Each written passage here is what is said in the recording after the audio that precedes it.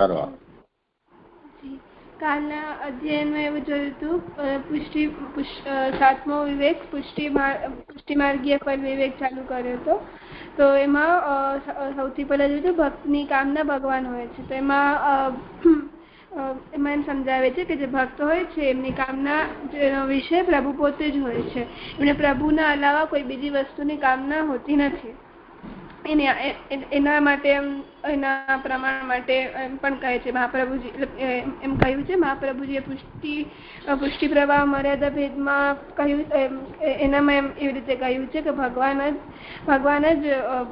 એ વહી ફલમ, એટલે ભગવાન જ પુષ્ટિ ભક્તિ માર્ગમાં ફળરૂપ માન્યા છે. અને ચતુશ્લોકીમાં પણ મહાપ્રભુજીએ આજ્ઞા કરી છે કે જે ફલરૂપ આજ્ઞા કરી છે ચતુશ્લોકીમાં બી કે પ્રભુ જે પુષ્ટિ માર્ગીય જે ભક્ત છે તેમના જે ફલરૂપ એમની જે કામના છે તે પ્રભુ પોતે જ છે. એના આગળ એમ જોયું હતું કે ભક્તોની જે મનોકામના છે તે પૂર્ણ કરવા માટે પ્રભુ બે રીતે પ્રકટ થાય છે, એક સ્વરૂપથી અને એક ગુણથી. તો સ્વરૂપથી પ્રાકટ્ય અને બાહ્ય સંયોગ કહે છે ને ગુણથી પ્રાકટ્ય અને આંતર સંયોગ કહે છે. તો સ્વરૂપથી પ્રાકટ્ય એટલે કે આપણે જે એમ કહ્યું છે સ્વરૂપથી પ્રાકટ્ય એટલે કે જેને આપણે આમ બારે દર્શન કરી શકીએ, ક્રીડા કરી શકીએ, વાતચીત કરી શકીએ, એને સ્વરૂપથી પ્રાકટ્ય કહ્યું છે ભગવાન અને ભક્ત વચ્ચે.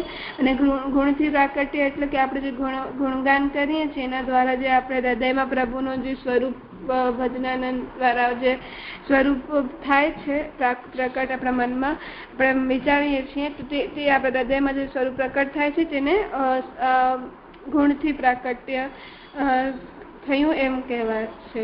પછી આગળ જોયું કે આ બંને પ્રકારે પ્રભુ ભૂતળ પર પ્રકટ થાય છે.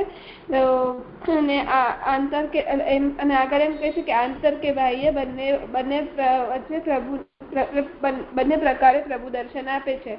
પણ બંને પ્રકારમાં કોઈ એમ હજુ ફેર નથી, મતલબ બંનેનો ફલ એક જ જેવું છે. એટલે એક સંયોગનો છે, એક વિયોગનો છે.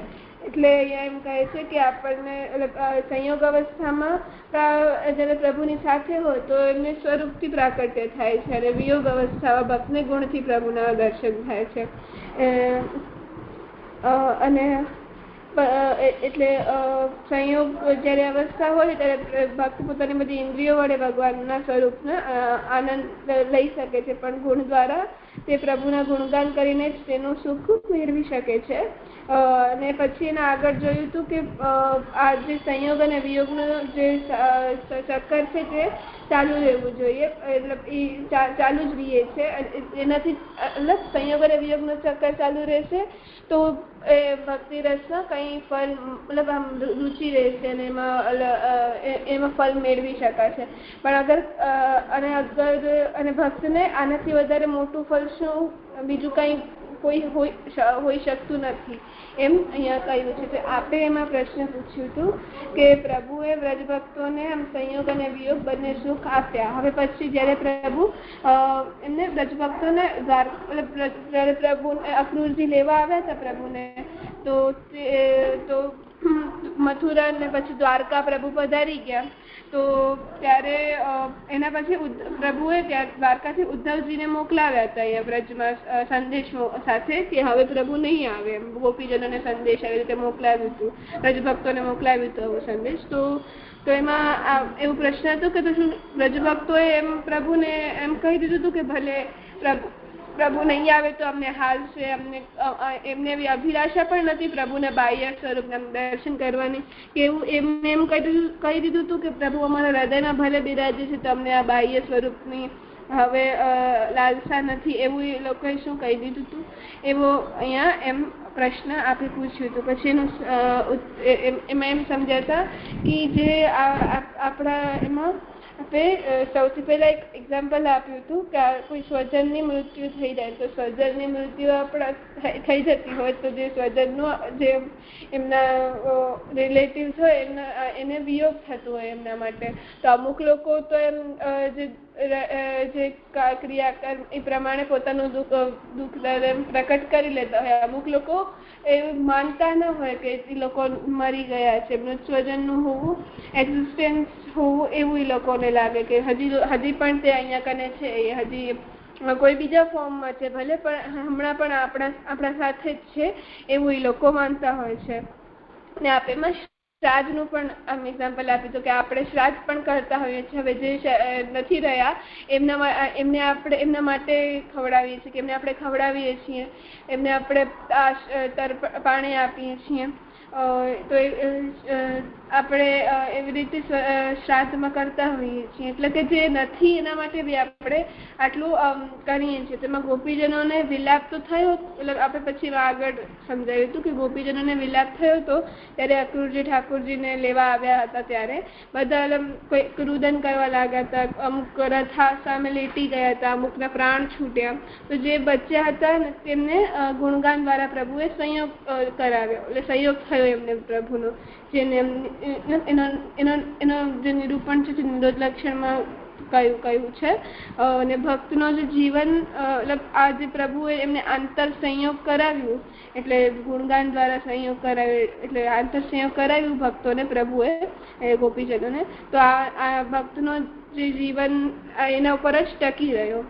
એટલે આજે અહીંયા ઉપર સમજાવ્યું ને કે ગોપીજનો અમુકનું જે પ્રાણ નીકળી ગયા, અમુક લેટી ગયા હતા રથ આગળ. તો એ સમયમાં જે લોકોને ગુણગાન મળી ગયો અને પ્રભુએ આંતર સંયોગ કરાવ્યો જેમને, એમના પ્રાણ ટકી ગયા.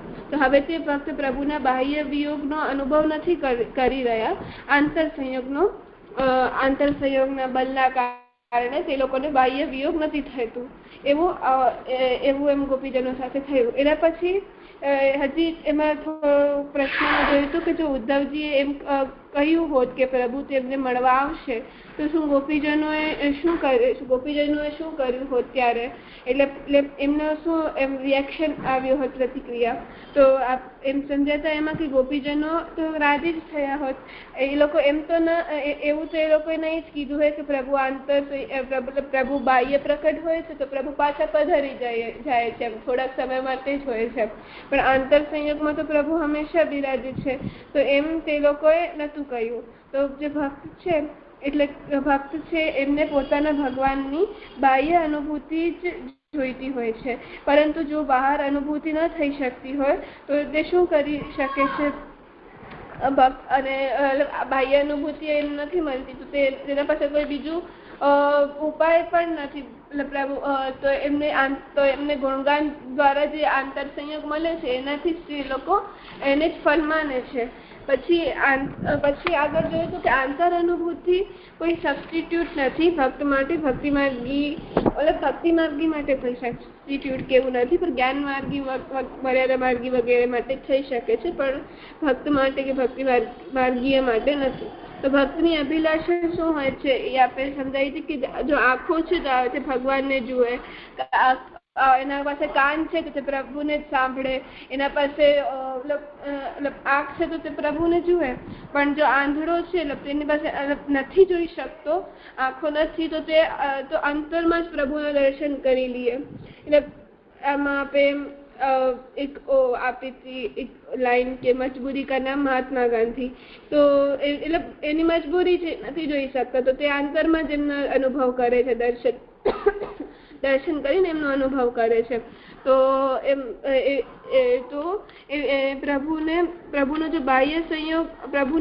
બાહ્ય સંયોગ છે તે એના ઓપ્શનમાં આંતર સંયોગ નથી. ભક્તને તો પ્રકટ ભગવાન જ જોઈએ, પણ પ્રભુ ઈચ્છા પ્રમાણે તેને કરવું પડે છે. એટલે કે એમ પ્રભુને જે ભક્ત છે તેને આ બાહ્ય સ્વરૂપ જોતો હોય છે, પણ પ્રભુ એની દેહ જ ન રાખે, એટલે એની દેહ છૂટી જાય તો તેને આત્મા રહી, તો આત્મા સાથે તો તે આંતર સંયોગ જ કરી શકે છે ને, બાહ્ય સંયોગ એને કેમ મળશે? તો ભક્તને પ્રભુ સિવાય કઈ તો આવી રીતે ભક્તને સિચ્યુએશન પ્રમાણે પછી એને એ પ્રમાણેનો ફલ મળે છે. તો અને પછી આગળ એવું જોયું હતું કે જેવું પણ આંતર સંયોગ કે બાહ્ય સંયોગ જે પણ હોય, ભક્તને પ્રભુ સિવાય કઈ બીજી કોઈ ઈચ્છા નથી હોતી, ચાહે તે આંતર હોય કે બાહ્ય. પણ એમનો જે ફર્સ્ટ એમ પહેલા એને જે ખપે તે બાહ્ય સંયોગ હોય છે, પછી બીજા લેવલમાં તે આત્મ સંયોગ ને માંગે છે. અને એના પછી આગળ જોયું હતું કે આપણે સમજાવ્યું હતું ભક્તિ એટલે કે આંતર વિષય, સ્નેહનો વિષય. તો સ્નેહ જેને સ્થિર થાય છે તે પ્રભુ બહાર પ્રભુ પ્રકટ હોય ના હોય આંતરમાં તો હશે જ, મતલબ હોય જ છે. એટલે આપણા મનમાં પ્રભુ આપણા આંતરમાં તો પ્રભુ બિરાજે જ છે. આ વાત તો એમ ભક્તની તો અભિલાષા તે જ છે કે પ્રભુનું પ્રકટ સ્વરૂપના દર્શન થાય, પણ એના પાસે કોઈ હમણાં તે પક્ષમાં ઓપ્શન નથી હોતું, જેને આપણે એમ ડિઝાયર અને ડેસ્ટિનેશનથી સમજાવ્યું હતું. એની અભિલાષા તો પ્રકટ સ્વરૂપ છે, પણ એ નિયતિમાં આંતર સ્વરૂપ લખેલું હોય તો તેને એ જ પ્રમાણે ફલ મળતું હોય છે. એનો એક્ઝામ્પલ આપે આપણે ભૂખ લાગી, આપણે જમ્યા, ભોજન કર્યું અને પછી એને ડાયજેશન આપીએ તો એનાથી આપણે આખું સમજાવ્યું હતું. એટલે ડિઝાયર આપણા હાથમાં હોય અને ડેસ્ટિનેશન પ્રભુના હાથમાં હોય છે. એટલે આપણી અભિલાષા છે તે આપણા હાથમાં હોય છે, પણ જે નિયતિ છે તે પ્રભુના હાથમાં હોય છે. તો શું મતલબ અને પ્રભુના મનમાં શું ચાલે છે તે કોઈ પણ જાણી નથી શકતો. એટલે સંયોગ અને વિયોગ બંનેથી ભક્તિ રસાનુભૂતનો ફળ મળી શકે છે અને ભક્તિની પૂર્ણતા થાય છે. તો એના માટે આપણે આ ભૂખવાળો એક્ઝામ્પલ આપ્યો તો કે એને ભૂખ લાગી તો એને ભોજન કર્યું પછી એને એનર્જી મેળવવા માટે ડાયજેશન થાય છે, પ્રોસેસ થાય છે, પછી બધું એનર્જીમાં કન્વર્ટ થાય છે, એનર્જી લોસ થાય છે. એના પછી આપણે પાછી ભૂખ લાગે, વળી પ્રોસેસ વળી પાછું પહેલાંથી ચાલુ થાય. તો એવી રીતે સંયોગ વિયોગનો આખો પ્રોસેસ ચાલુ રહે છે. પણ એ અગર એક ખાલી સંયોગ કે ખાલી વિયોગથી આ થતું નથી. મને સમજાઈ ગયું.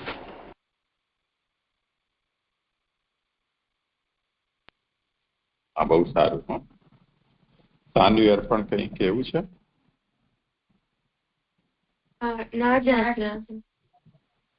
ઠીક છે,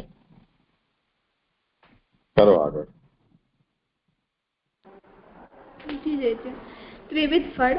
આ ભૂતળ ઉપર આ દેહ માટે ભગવાન જ જેમ પુષ્ટિ ભક્ત માટે ફળરૂપ હોય છે, તેમ આ દેહના અવસાન પછી પરલોકમાં પણ ભગવાન જ પુષ્ટિ ભક્તનું ફળ લક્ષ્ય હોય છે. સેવાફળ નામના ગ્રંથમાં શ્રી આચાર્ય ચરણે ભક્તને સેવામાં પ્રાપ્ત થનારા 3 ફળોનું નિરૂપણ કર્યું છે. તે અનુસાર અલૌકિક સામર્થ્ય, સાયુજ્ય, વૈકુંઠાદિ દિવ્ય લોકમાં સેવોપયોગી દેહ પ્રાપ્તિ, આ 3 ફળો ગણાવ્યા છે. હવે આપણે આ 3 ફળોનું સંબંધમાં ક્રમશઃ વિચાર કરીશું.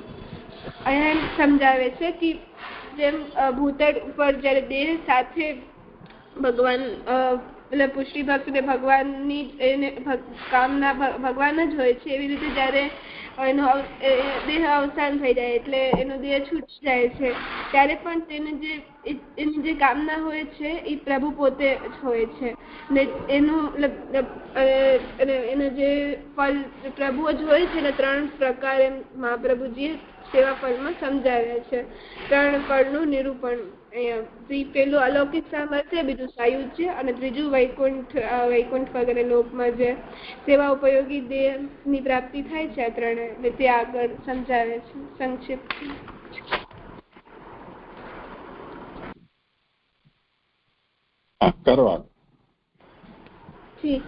અલૌકિક સામર્થ્ય. પૂર્વ પ્રકરણમાં વર્ણવેલ ફળ નિરોધ, વ્યસનોત્તર કૃતાર્થતા,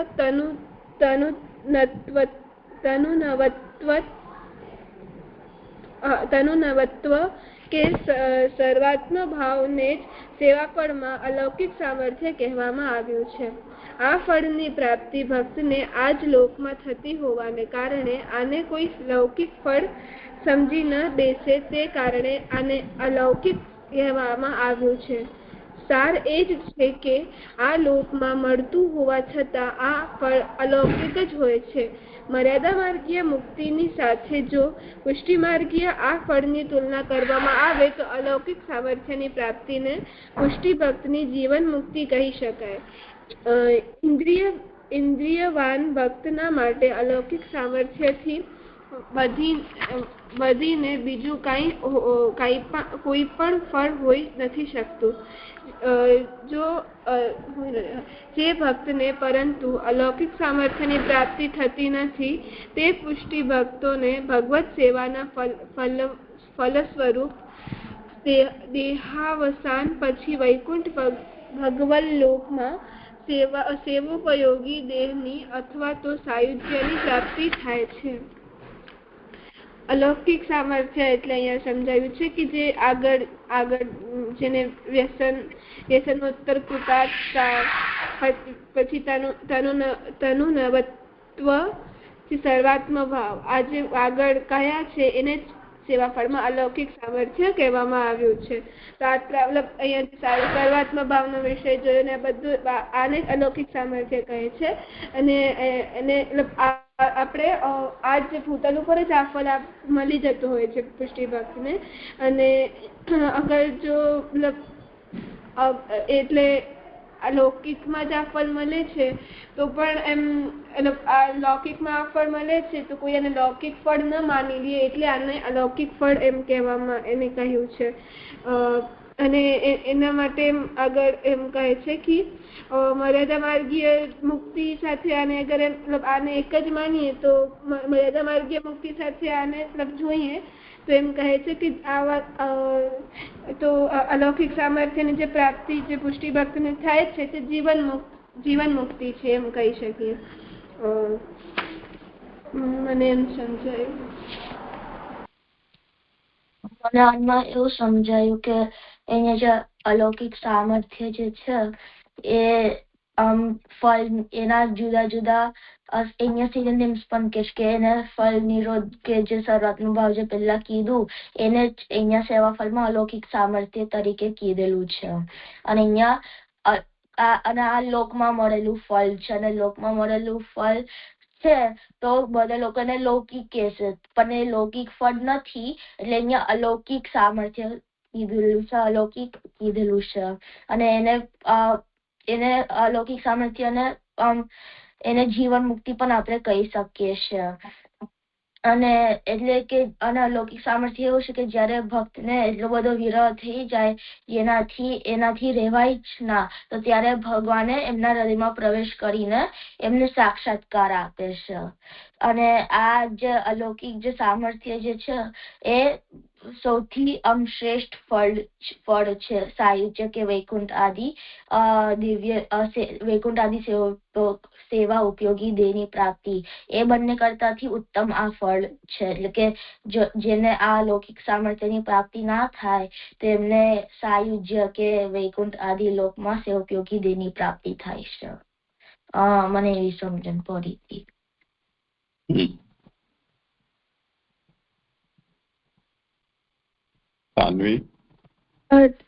અહીંયા મને પ્રશ્ન છે કે અહીંયા અલૌકિક સામર્થ્યને સૌથી શ્રેષ્ઠ ફળ કહ્યું છે પણ એ તો જીવન મુક્તિના રૂપમાં છે તો પછી વિદેહ મુક્તિના રૂપમાં સાયુજ્ય અને પછી વૈકુંઠ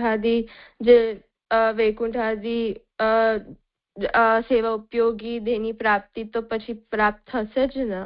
તો પછી આપણે કેવી રીતે સમજવું કે તો પછી ઉત્તમ અલૌકિક સામર્થ્ય પ્રાપ્ત થયા પછી આ સાયુજ્ય અને આ સેવા ઉપયોગી દેહની પ્રાપ્તિ પણ એમને થશે એટલે લેવલ્સ કેવી રીતે સમજવું? હા ભક્તિ કરો સમાન. મને આવી રીતે કઈ પ્રશ્ન સમજાયું કે જે અલૌકિક સામર્થ્ય છે તેને ઉત્તમ ફળ માન્યું છે તો આજે અલૌકિક સામર્થ્યની જે ભક્ત એટલે જીવન મુક્તિ પ્રમાણે છે એટલે એ ભક્તને આ લોકમાં મળશે. એના આગળ જ્યારે એની દેહ છૂટશે તો એને સાયુજ્ય મળશે કે વૈકુંઠ એવી રીતે પૂછ્યું છે.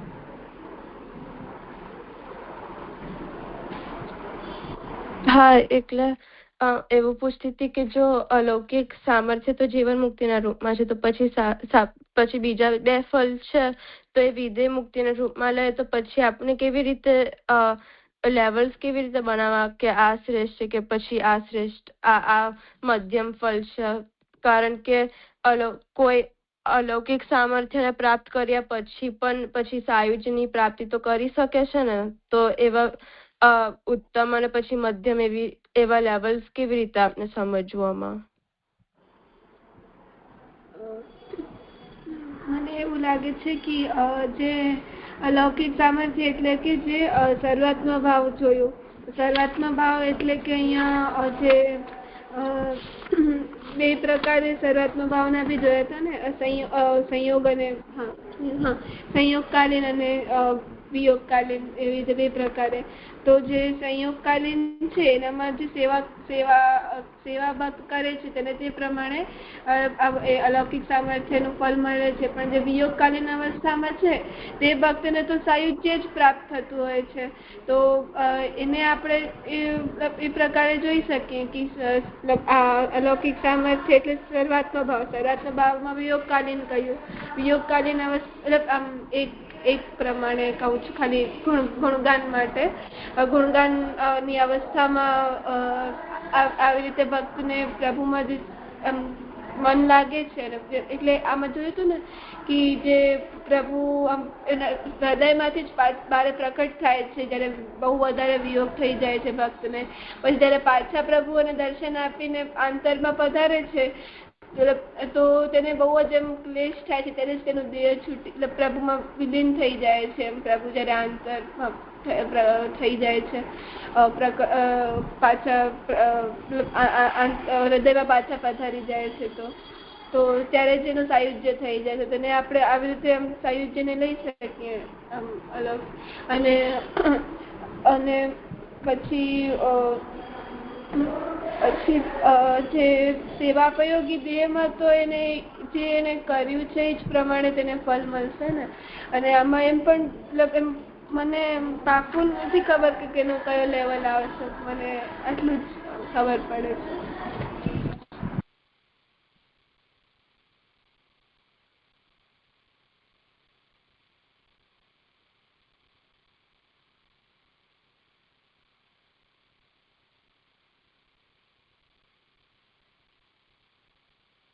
જો એક વાત આપણે શરૂઆતમાં એ જોઈ ગયા કે ભગવાન એ વહી ફલમ, આ તો એક કાર્ડિનલ પ્રિન્સિપલ છે ફલના વિષયમાં, કે ફલ તો ભગવાન જ છે.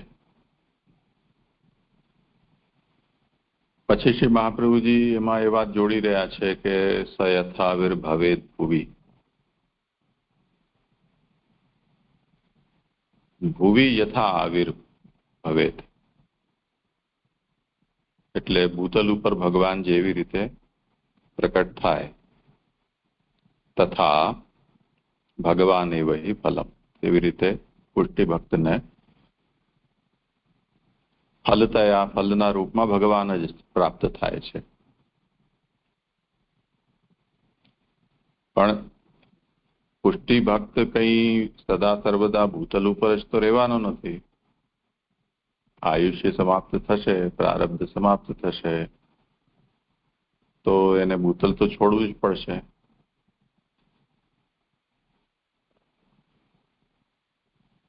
તો જેમ લોકો યાત્રા કરતા હોય એમાં એ લોકો જે પેકેજ ટૂર્સ અરેન્જ કરે એ લોકોને એમ પૂછે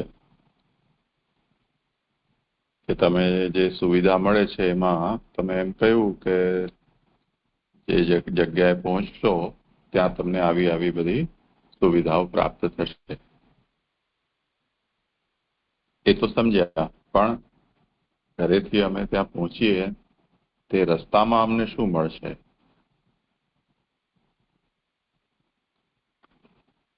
તો હવે બે અપેક્ષા થઈ ગઈ ને. એક તો ઓન રૂટ આપણને જે જોઈએ છે તે, અને પહોંચ્યા પછી જે પ્રાપ્ત થવાનું છે તે. તેવી રીતે ભક્ત છે એની પણ બે અવસ્થા છે. એક તો આ દેહ આપણો છે અને આ ભૂતલ ઉપર આપણે છીએ. જે દેહથી આપણે ભગવત સેવા કરી છે એ દેહને શું મળશે?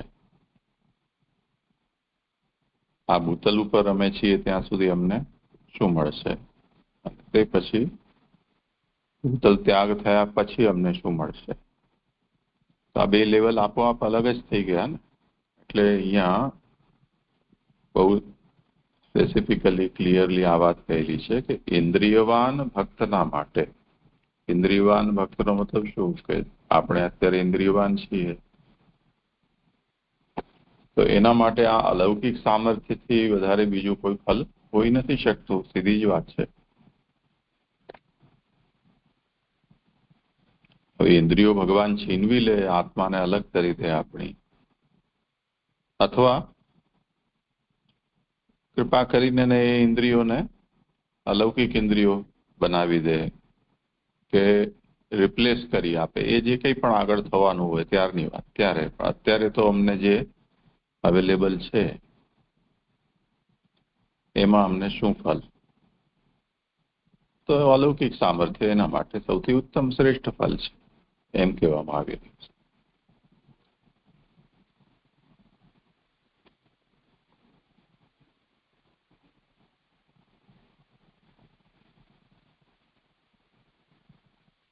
ક્યાં ગયા બધા?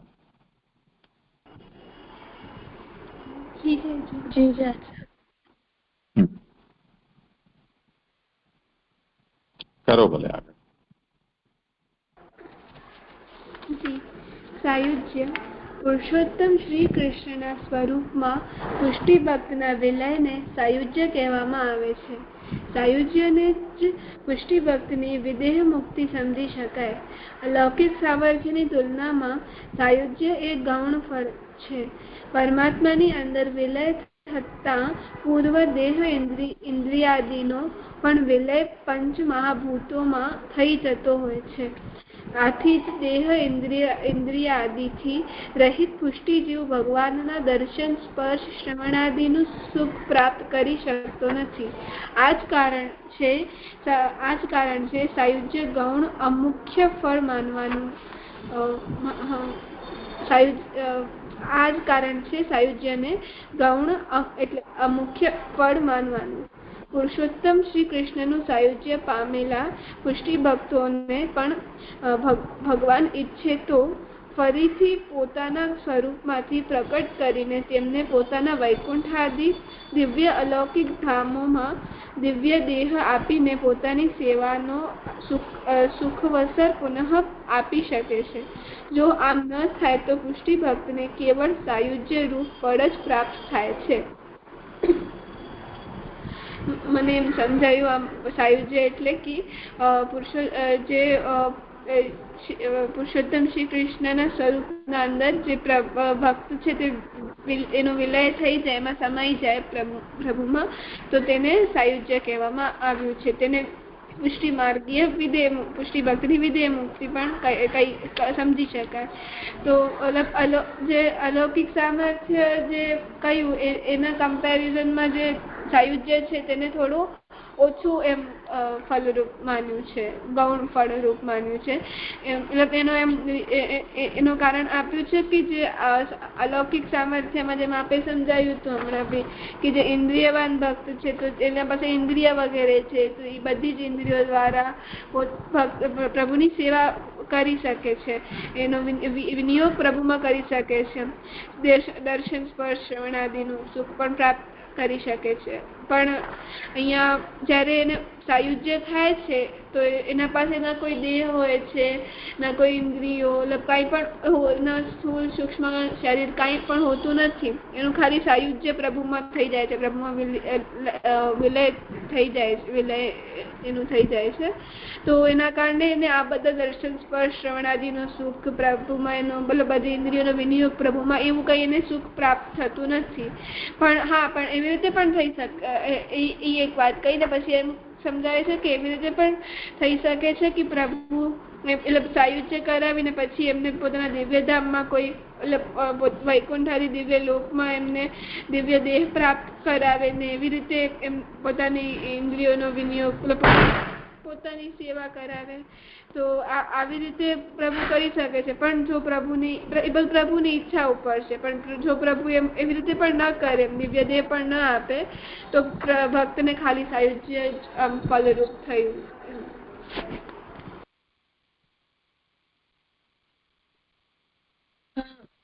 એવી સમજણ પડી કે અહીંયા સાયુજ્યને વિધેય મુક્તિના રૂપમાં સમજાવે છે. એટલે અલૌકિક સામર્થ્ય જીવન મુક્તિ રૂપે સમજ્યા હતા. પછી અલૌકિક સામર્થ્ય પછી જયારે ભૂતલ ત્યાગ કરી દેશે તો પછી વિધેય મુક્તિના રૂપમાં સાયુજ્યની પ્રાપ્તિ થાય છે. જ્યારે પણ સાયુજ્યને ગૌણ રીતે ગણાવ્યું છે, કારણ કે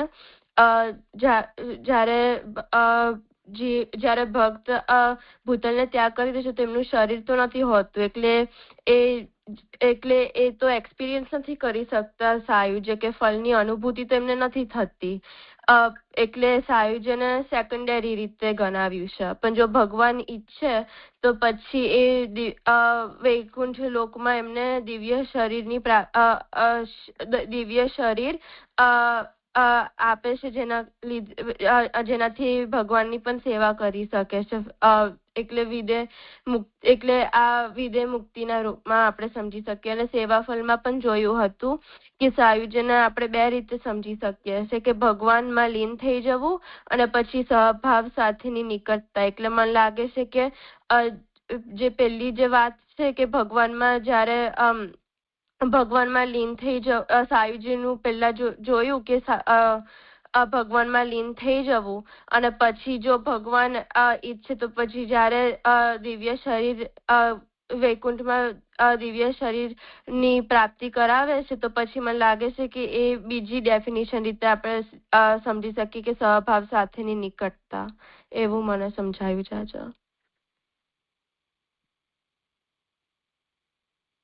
કેવું લાગે છે ભક્તિ?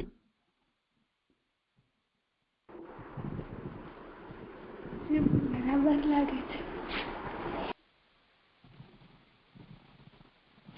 સાયુજ્યનો બે પ્રકાર અહીંયા છે. સૌથી પહેલી વાત તો એ છે કે અલૌકિક સામર્થ્ય જેને પ્રાપ્ત નથી થયું, એટલે આ ભૂતલ ઉપર આ દેહથી જેને પ્રભુએ કોઈ વિશિષ્ટ ફલ નથી પ્રદાન કર્યું, તો એની શું ગતિ થાય દેહાવસાન પછી?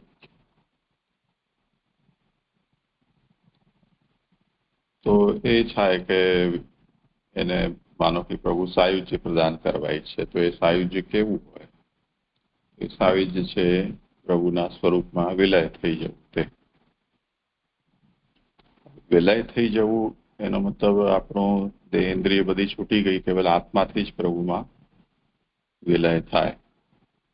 કેમ કે દેહ ઇન્દ્રિયો વગેરે તો પ્રાકૃત છે, એનું તો આ પ્રાકૃત લોકમાં જ છૂટે. અપ્રાકૃત તો જ કેવલ આત્મા છે. તો એ આત્મામાં પ્રભુ તિરોહિત આનંદાંશને પ્રકટ કરીને અને પોતાની અંદર એને લીન કરે.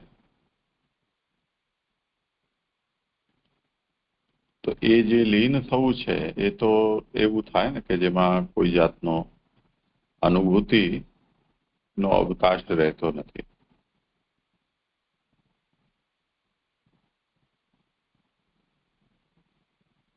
તો એ કઈ બહુ ઉત્તમ અનુભૂતિ ફલની દૃષ્ટિથી ન ગણાય એવું આપણને લાગે. કેમ કે ભક્ત જે છે એ તો સંસારથી કંટાળીને ભગવાનના શરણે ગયો હોય, કે જગતની સાથે એને કોઈ માયાવાદીઓની જેમ વેર હોય, મિથ્યા માનતો હોય, એવું તો છે નહીં. તો લીલાત્મકતા એને સમજી છે જગતની, અને દરેક વસ્તુને પ્રભુની લીલા સમજી અને એમાં એ પ્રભુને જોઈ રહ્યો હોય, તો એને એમ થાય કે મને મારી દેહ છૂટે એના પછી પણ આ જ જાતની ગતિ મળે કે જેમાં મને પ્રભુની એ રીતે જ લીલાત્મકતાનો અનુભવ થાય. અને એમાં જો એને સાયુજ્ય મળી જાય, વિલય થઈ જવા રૂપ સાયુજ્ય, તો એમાં એને કંઈ પ્રાપ્ત થયું એવું ન લાગે. એના કરતાં એમ લાગે કે આના કરતાં તો મને ભૂતલ ઉપર સારું હતું.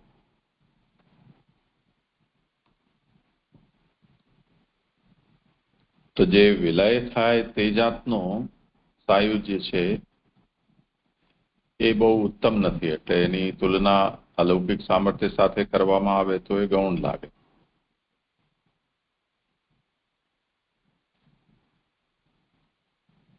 પણ હવે આ વિષયમાં તો આપણે આપણું વિચારેલું કંઈ થતું નથી. જે પ્રભુ ધારે છે તે થાય છે. પ્રભુ જો એમ ઈચ્છે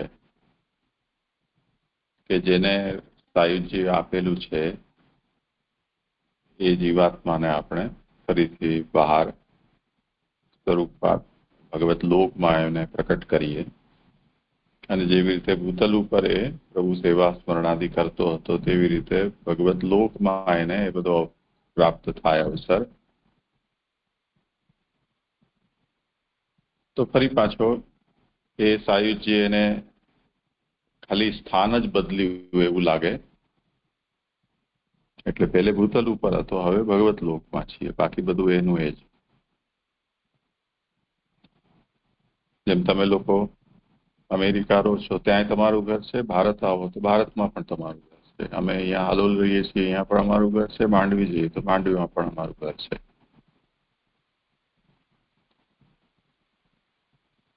તો ઘરેથી ઘરમાં જ જઈ રહ્યા છીએ. એમાં બીજું કંઈ જ બદલાતું નથી, સ્થાન ખાલી બદલાય છે.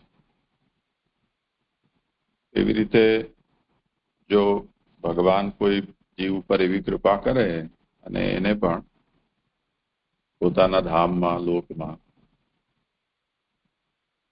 ત્યાંના અનુરૂપ દેહ આપે અને ત્યાં અવસર મળે તો સરસ કામ થઈ જાય. જેમ અંતરિક્ષમાં જે અંતરિક્ષ યાત્રીઓ જતા હોય એ લોકો સ્પેસ શટલ હોય એની અંદર ઓલમોસ્ટ એક જાતનો એક જેલ જેવું જ હોય છે. સુવિધા બધી હોય છે પણ આમ જેલ જ, બહુ નાનકડું સકડાસ વાળું કન્ટેનર હોય એની અંદર એ લોકો એ બધું મેનેજ કરવાનું. એમાંથી જો સ્પેસ વોક કરવા માટે એમને અવસર મળી જાય તો એમના માટે સારી પિકનિક થઈ જાય કે એક જાતનો ઉત્સવનો અવસર આવી જાય કે ચલો અમને બહાર જવા મળે. એવી રીતે પ્રભુમાં લીન થયેલા છે એને પ્રભુ જો આવો અવસર આપે તો પછી એ સાયુજ્ય પણ બહુ એમને એવું ન લાગે કે આ કષ્ટકારી છે કે દુઃખકારી છે કે બંધનકારી છે. એ એમને એમાં ફલનો આસ્વાદ આવે એવું પ્રકારનું સાયુજ્ય એમને જણાય. પણ હવે આ બધા વિષયમાં કોઈ આપણી વિચારેલું ચાલતું નથી. એટલે શું કહ્યું એ આપણી નિયતિ વિચારી છે તે અનુસાર ફલ જીવાત્માને પ્રાપ્ત થાય છે. ઠીક છે, તો મુખ્ય વાત તો આ જ. ત્રીજું લઈ લે આગળ. વૈકુંઠાદિમાં સેવોપયોગી દેહની પ્રાપ્તિ. જે પુષ્ટિ ભક્તોને ભૂતલ ઉપર અલૌકિક સામર્થ્યની પ્રાપ્તિ થઈ જાય છે તેઓને દેહાવસાન પછી ભગવાનના વૈકુંઠ વગેરે દિવ્ય લોકોમાં પ્રભુ સેવા કરી શકવા યોગ્ય દિવ્ય નૂતન શરીરની પ્રાપ્તિ થતી હોય છે. આ મુખ્ય ફળ છે અને ભૂતલ ઉપર પ્રાપ્ત થયેલ અલૌકિક સામર્થ્ય રૂપ ફળનું જ એક બીજું રૂપ છે. જેઓને પરંતુ ભૂતલ ઉપર અલૌકિક સામર્થ્યની પ્રાપ્તિ નથી થતી તેઓને વૈકુંઠાદિમાં પ્રવેશરૂપી ગૌણ ફળની પ્રાપ્તિ થતી હોય છે. મને આમાં એમ સમજાયું કે જે પુષ્ટિ ભક્ત છે તેમને ભૂતલ ઉપર જે અલૌકિક સામર્થ્યની પ્રાપ્તિ થાય છે તે જ્યારે થાય છે જ્યારે એની દેહ છૂટી છે ત્યારે તેમને જે વૈકુંઠાદિ લોકમાં જે યોગ્ય જે કઈ છે એ અવસાન પછી જે યોગ્ય દેહ મળે છે તેનાથી તેમને એમને ત્યાં એક નવું શરીર પ્રાપ્ત થાય છે અને ત્યાં પણ તેમને જે અલૌકિક સામર્થ્યમાં જે સેવા પ્રભુની કરતા હતા એટલે તેમને ત્યાં વૈકુંઠ આદિમાં બી પ્રભુની સેવા કરવાનો અવસર મળે છે. મતલબ એકમાં એવું છે કે એક ભૂતલ ઉપર થાય છે ને એક વૈકુંઠમાં પ્રભુની સેવા તેઓ કરી શકે છે. ને પછી આગળ અને આ મુખ્ય ફળ છે એમ કહે છે. અને પછી આગળ એમ સમજાવે છે કે જે ભૂતલ ઉપર જેમને અલૌકિક સામર્થ્યની પ્રાપ્તિ નથી થઈ તેઓને વૈકુંઠ આદિમાં ગૌણ રૂપ ફળની પ્રાપ્તિ થતી હોય છે. મને એમ સમજાયું.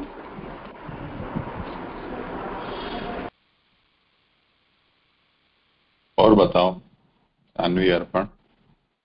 મને આમાં એવી સમજણ પડી કે અહીંયા જેમને અલૌકિક સામર્થ્યની જેમને પ્રાપ્તિ નહીં થતી તો એમને ભગવાનમાં એમને વૈકુંઠ આદિમાં સેવોપયોગી દેહની પ્રાપ્તિ થશે. તો આ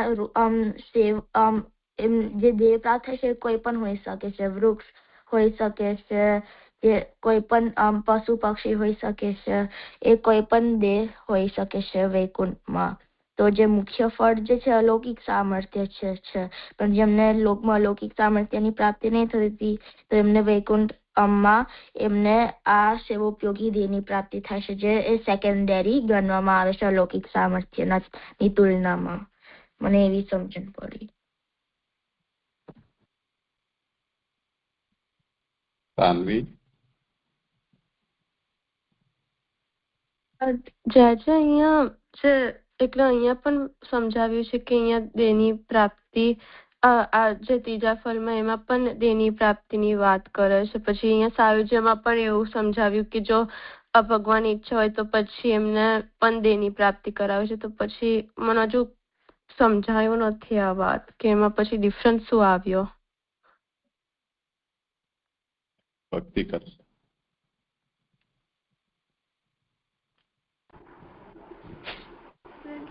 સાયુજ્ય તો બે પ્રકારના કયા ને હમણાં એટલે એક જેમને અહીંયા એમ કહ્યું છે ને કે જેમને એમ કહ્યું છે ભગવાન ઈચ્છે તો ફરીથી પોતાના સ્વરૂપમાંથી પ્રકટ કરીને તેમને પોતાના વૈકુંઠ દિવ્ય અલૌકિક ધામોમાં દિવ્ય દેહ આપીને પોતાની સેવા નો સુખ આપી શકે છે. તો પ્રભુની ઈચ્છા ઉપર છે. તો એટલે અહીંયા એમ તો સાયુજ્ય અગર પ્રભુ ઈચ્છે તો એમને આ દેહ મળી શકે છે ને. અહીંયા એમ પણ કહ્યું છે કે જે અલૌકિક સામર્થ્ય જે ભૂતલ ઉપર જેમને અલૌકિક સામર્થ્યની પ્રાપ્તિ થઈ છે એમને અહીંયા વૈકુંઠ આદિમાં એમને જે અહીંયા જે ભૂતલ ઉપર જે વાત થઈ છે જે ભૂતલ ઉપર અલૌકિક સામર્થ્યની વાત ફળરૂપ છે તે વૈકુંઠ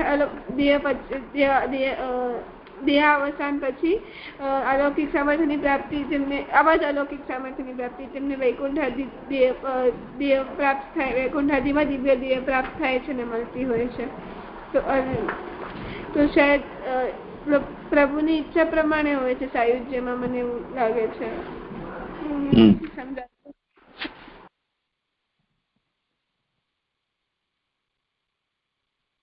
કઈ થયું સમાધાન?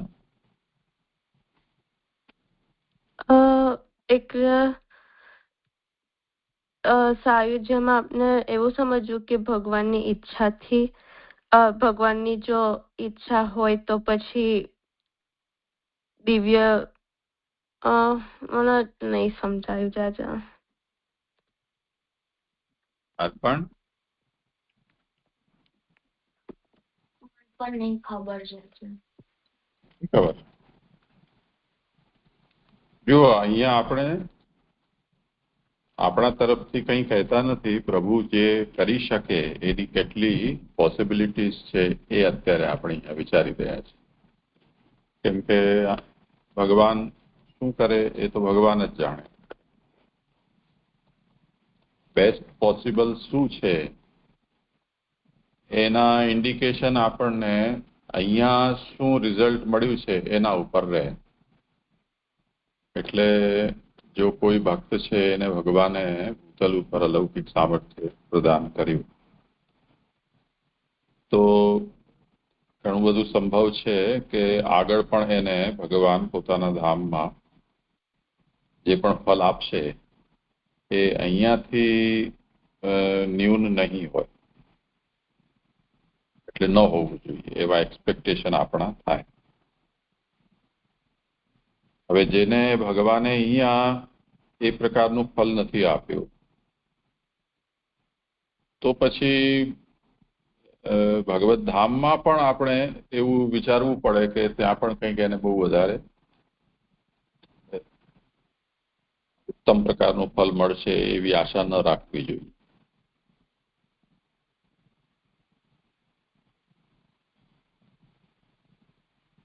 તો હવે સાયુજ્યમાં અલૌકિક સામર્થ્યમાં આપણે જોયું કે અલૌકિક સામર્થ્ય છે એ ભૂતલ ઉપર એક ઉત્તમ ફલ છે. એવું ફલ જેને પ્રાપ્ત કર્યું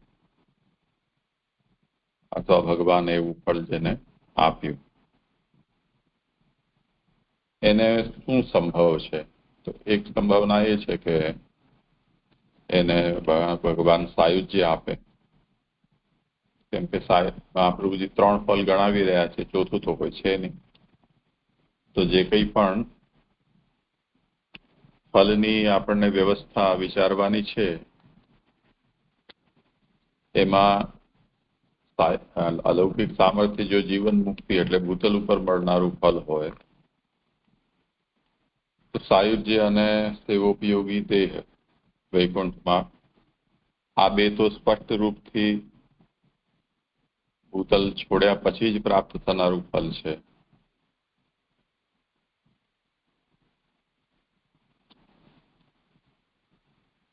તો અહીંયા શું સંભવ છે?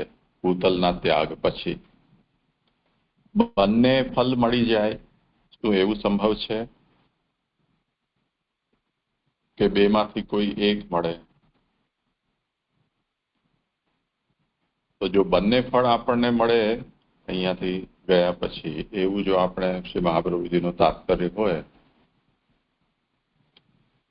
તો ભૂતલ છોડ્યા પછી પહેલા એક એટ વન્સ એને સાયુજ્ય મળી જાય અને પછી પ્રભુ ઈચ્છા કરે તો એને પોતાના અંદરથી પ્રકટ કરીને એને પોતાના ધામમાં પ્રભુની સેવા કરી શકે એવું દેહ વગેરે પ્રાપ્ત કરાવે. આ એક પોસિબિલિટી છે. આગળ આ બધો વિષય આવવાનો જ છે, અત્યારે પ્રસંગ છે એટલે કહી દઉં છું. હવે બીજી વાત એ છે કે જો જીવતા જીવ ભૂતલ ઉપર અલૌકિક સામર્થ્યની કોઈકને પ્રાપ્તિ નથી થઈ, પ્રભુએ એ ફલ નથી આપ્યું, તો બે પોસિબિલિટી છે, સાયુજ્ય અને સેવોપયોગી દેહ. હવે સેવોપયોગી દેહ અને સાયુજ્ય બેમાં જો સાયુજ્યને ઉત્તમ ગણો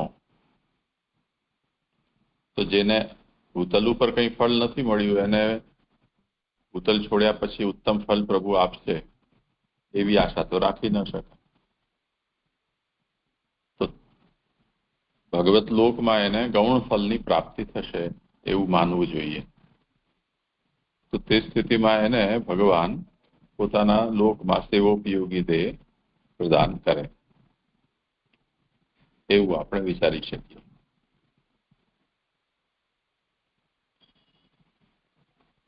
અને ત્રીજું એક સંભાવના છે કે જો ભગવાન એને સાયુજ્ય આપે તો એવું આપે કે જેમાં ભક્ત ભગવાનના સ્વરૂપમાં જ લીન થઈ જાય. તો આમાંથી કંઈ પણ સંભવ છે. એટલે અહીંયા એ વાત કહી છે કે જેને અલૌકિક સામર્થ્ય પ્રાપ્ત થયું છે એને પોતાના ધામમાં ભગવાન એવું દિવ્ય શરીર પ્રદાન કરે કે જેનાથી એ પ્રભુના લોકમાં પ્રભુની સેવા કરી શકે. તો આજે મેં કહ્યું તમને ઉદાહરણ કે હું અહીંયા હાલોલમાં રહું છું તો એ મારું ઘર છે, અને અહીંયાથી માંડવી જાઉં તો એ મારું ઘર છે. તમે વડોદરા આવો તો તમારું ઘર છે, અમેરિકા જાઓ તો તમારું ઘર છે.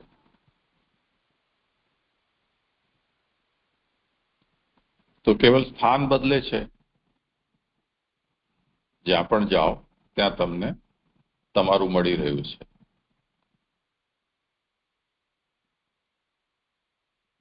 તો આ એટલે એક્સટેન્શન થઈ ગયું એને ફલનું. અહીંયા જે ફલાનુભૂતિ થઈ છે એને ત્યાં ફલ એક્સટેન્શનના રૂપમાં મળી રહ્યું છે. હવે જો પ્રભુ અલૌકિક સામર્થ્ય અહીંયાથી પ્રદાન ન કરે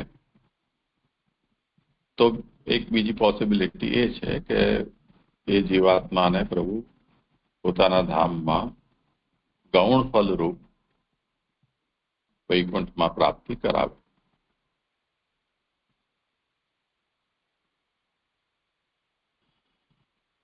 તો જેવી રીતે મુક્તિના જે પ્રકારો છે એમાં સાલોક્ય, સાર્ટી, સામીપ્ય, સારૂપ્ય, આ બધા મુક્તિના પ્રકારો છે ને. તો સાલોક્યનો મતલબ પ્રભુ જે લોકમાં બિરાજતા હોય તે લોકમાં એમને પ્રવેશ મળવો. તો આ સાલોક્ય થઈ ગયું. એમાં પણ સામીપ્ય એટલે પ્રભુના લોકમાં તો પહોંચ્યા પણ પ્રભુના નિકટ પહોંચ્યા, જેમ દ્વારપાલ બની ગયા, જેમ વિજય વગેરે. ઓર વધારે નિકટ તો પ્રભુના બિરાજવાના સ્થાનના ભીતર જેમ ઘરમાં સેવક હોય તેવી રીતે સ્થાન પ્રાપ્ત થવું. આ બધું સામીપ્યના પ્રકાર છે.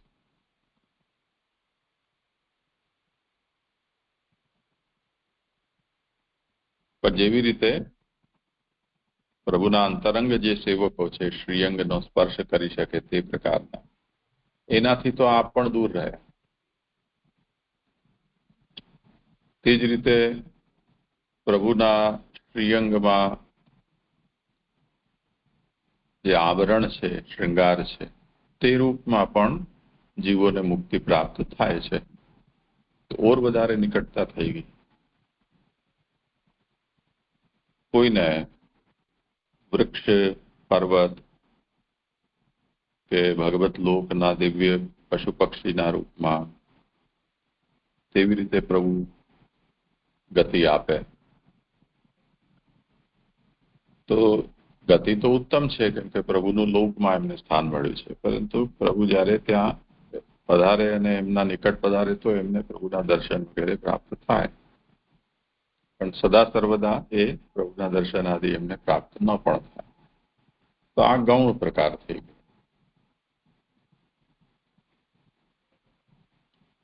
આવું તાત્પર્ય છે. સમજાયું?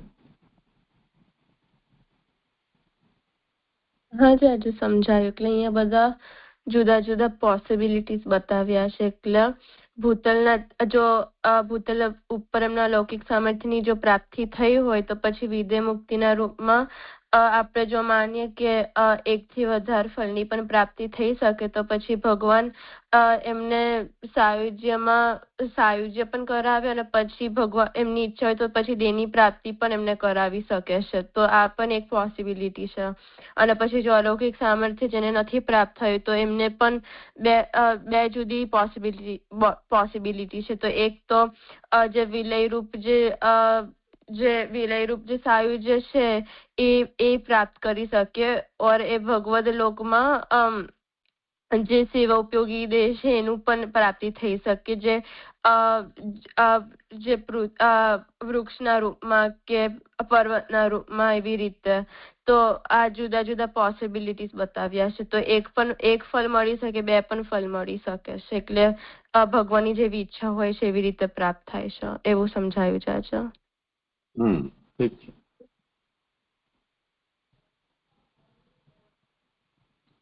સારું, આજે અહીંયા વિરામ રાખીએ.